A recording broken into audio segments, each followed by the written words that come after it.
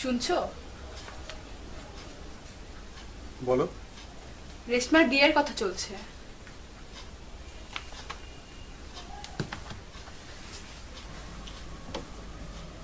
কে বললো? অফিস থেকে ফেরার সময় একবার বাবার ওখানে গিয়েছিলাম। বাবাকে টাকার কথা কিছু বলেছো? না। তা তো বলবেই না, ঠিক আছে, আমি না হয় বলবো।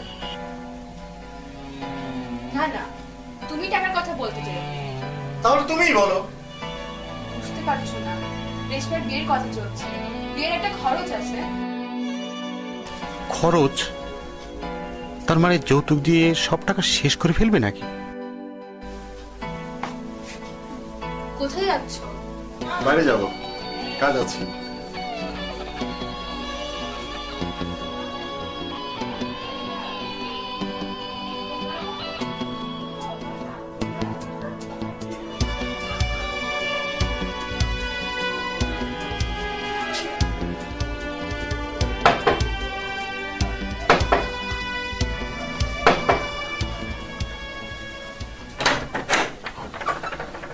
আরে দুলা ভাই, কেমন আছেন আপনি?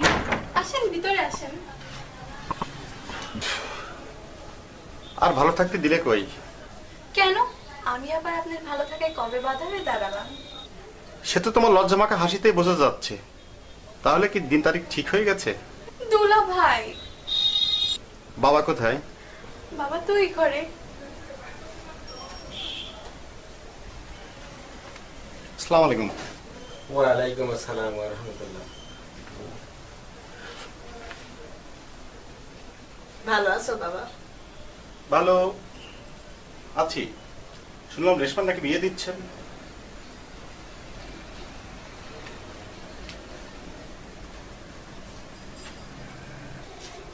হ্যাঁ, ছেলেটা খুব ভালো। রেশমার সাথে একই অফিসে চাকরি করে। ছেলে পক্ষ দেরি করতে চাচ্ছে না, তাই তোমার শ্বশুর কথা দিয়ে ফেলেছে। রেশমার এখন বিয়ে দিয়ে কি দরকার ছিল? সবেমাত্র চাকরিটা করছে, আর কিছুদিন পরে বিয়েটা দিলে ভালো হতো না? তাছাড়া আপনিও সবেমাত্র চাকরি থেকে অবসর নিয়েছেন, আপনার সংসারটা কিভাবে চলবে ভেবে দেখেছেন? আমাদের কথা চিন্তা করে মেয়ের বিয়ে তো বন্ধ করে রাখা যায় না বাবা। এর মধ্যে কি বাবা আমার চিন্তা করবে? কি ভাবছো বাবা? না, কিছু না। ছেলে পক্ষের কোনো দাবি